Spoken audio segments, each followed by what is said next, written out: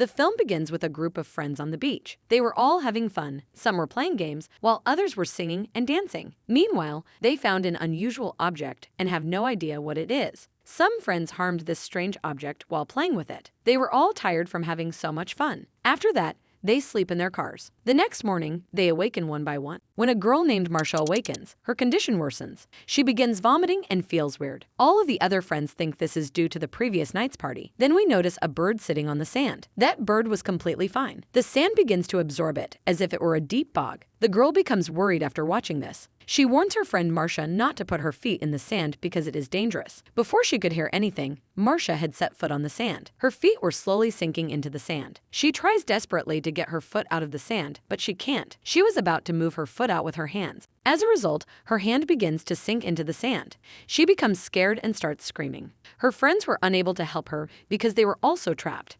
None of them could figure out what to do. When one of Marsha's friends sees her condition, he gets out of his car. Although everyone warns him, he refuses to listen. He slipped and fell while walking on the sand. He became stuck in the sand. He tries to get back up, but his skin was entangled in the sand as well. His body was damaged by the sand. His friends start the car to help their friend, but their car also won't start.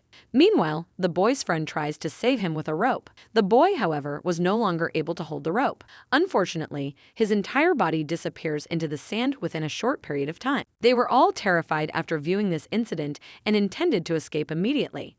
A boy named Jonah tries to start the car, but he is unable to do so. Then we see a healthy man inside a drum. When he was about to move, his friends told him not to do so. They warned him that if you move and fall, the sand will take you with it. "Are you kidding me?" says the man. He hadn't seen anything with his eyes because he was sleeping. Now he was feeling pain, so he started to move. According to the boy, someone would come to help us in 2 hours. "We've called, and they'll come and get us if you stay here." The man agreed with that boy, but there was nothing like this and no help was coming. They were all stuck. Meanwhile, the healthy man begins to scream once more. He says that the sun's rays irritate him. His friend throws sunscreen at him and says that if you use it, you will feel better. He feels better after using it. They see the object they discovered and damaged at night. Actually, this thing was an egg, and they made a big mess while breaking it. It was divided into 2 pieces. It means that whatever was inside it had come out. Perhaps the creature that hatched from the egg lies in the sand. That creature is dragging them through the sand. Marsha's friend throws something into the sand. The sand also takes that thing inside it, and they come to know that the creature is inside the sand. According to Jonah, we are helpless. We must take a step forward for ourselves. He grabs a skateboard and attempts to walk toward the table on it. He walks on it successfully, but as he gets closer to the table, the skateboard slips. His feet were slipping as well, and as he slipped, he came close to the sand.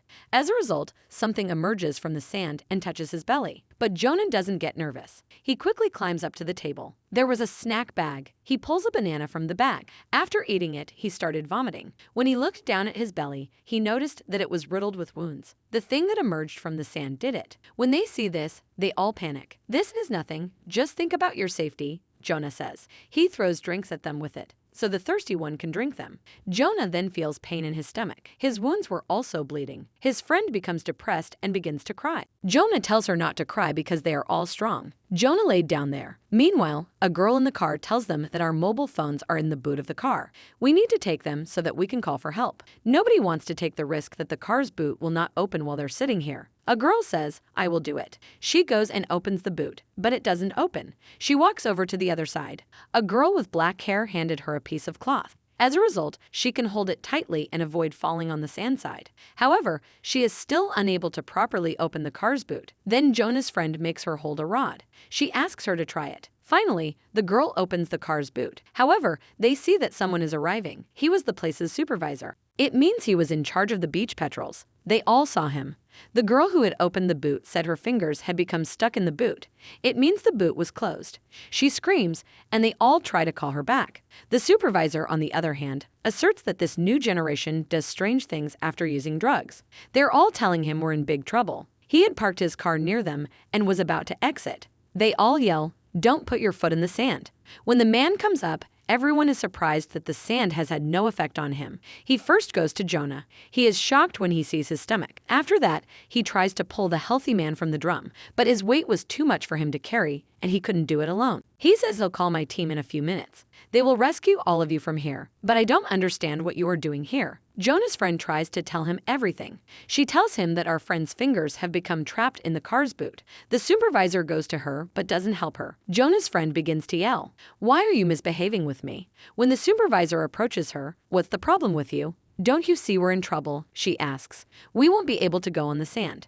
Our two friends have already been absorbed by the sand. Don't drag me into these games," says the supervisor. "If there's something like this, how am I standing on the sand? Come down immediately." But Jonah's friend and her friend did not come down because they were afraid of losing their lives. The supervisor pulled his gun and his keys fell to the sand with it. They all told him not to put his hand in the sand. He doesn't pay attention when his hand touches the sand to pick up his keys. The sand snagged his hand. The supervisor had pepper spray, which he sprayed on the sand, but it was useless. The creature has taken his half hand with it. The supervisor's hand cuts. His hand was bleeding and he screamed.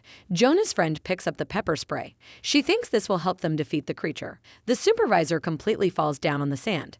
The sand brings him inside. Jonah's friend talks to her companion in the cabin. They understood the sand was not hurting the supervisor because he wears strong shoes that look like towels. The boy says to his friends to throw towels at me. We'll tie them with our feet and then move on. When his friends throw towels at him while catching them, he falls from the cabin. As he falls, many things like roots emerge from the sand, which may be the creature's tentacles. They stuck to his body and started sucking his blood. It happens to him in the same way that it does to the others. Then he disappeared somewhere in the sand. The black-haired girl begins to cry and puts her hands on her ears. Jonah's friend assures her that everything will be fine. She tells her to place the grill directly here, then adds another grill and jumps from the cabin into the car. She slaps the black-haired girl as she enters the car because she had planned to come here. This, however, was not her fault. They try to retrieve the girl's fingers from the boot of the car, and finally they succeed. Jonah's friend wraps a towel around her hand. On the other hand, the healthy man is shown, who was upset because he was stuck in the drum. Because it was stuck in it, his body began to swell. It also begins to bleed. When blood flows into the sand, tentacles emerge from the sand. When they discover there is a human, they must attack the healthy man. On the other hand, those girls make their way from the car to the table while connecting the grills. The black-haired girl goes to Jonah. The girl whose fingers were stuck in the boot asks Jonah's friend to leave because her hand was bleeding. The creature will attack us if it falls on the sand. Jonah's friend reaches him. Finally, the girl with the injured fingers walks across the grill. When she reaches the end, her hand begins to bleed, and the creature emerges from the sand. The girl becomes terrified and loses her balance when she sees it. She also slips and falls in the sand, and the sand completely absorbs her. On the other hand, the blood of the healthy man was flowing from the drum. Those tentacles attract him and make their way up the drum. We see the black-haired girl begin walking after wrapping many towels around her feet. She is unaffected by the sand. She was happy, and she was now in the supervisor's car. The healthy man became happy and began to enjoy himself when he saw her. He believes they will leave soon, but he has no idea that those tentacles have emptied his drum from the bottom. Those tentacles grew and stuck to his body. They dragged him into the sand. He also dies because of it. This creature is growing in size because it has consumed a lot of people.